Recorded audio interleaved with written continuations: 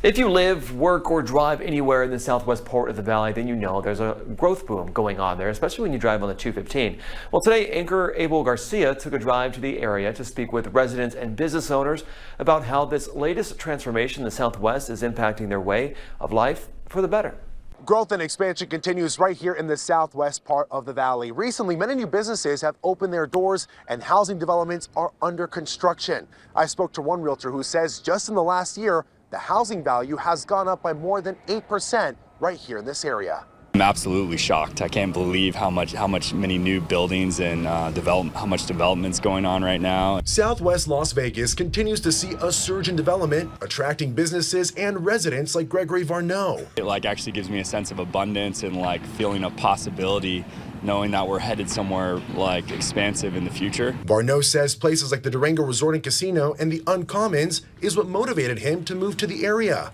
He says he looks forward to the even more new businesses that are coming to his neighborhood. It's certainly a mixture of your Chardonnays and your white Burgundies. One of the newest additions to Uncommons is Wino, a wine bar that offers small bites to pair with a wide selection of wines. There's just a ton of people that are a little bit underserved over here. Richard Camerata with MCH Hospitality opened Wino on February 24th. Even though he's only been open a little over a week, he sees the Southwest as an ideal location to start his business. There's obviously a lot of growth with Durango Station across the street, and we're excited about that as well. And it just seemed like a really good spot to start. Uncommons is just one example of the business spirit driving growth in this part of town. Not far from here, there was nothing here. There was nothing, and all of a sudden Mountain's Edge and all this kind of stuff, and there's just so many businesses. Hairstylist Deborah White recently moved to her new salon near Blue Diamond and Rainbow. Busier out here on the southwest part of town? I'm busier out here because of this particular area is building up so much, but also because there's a lot more foot traffic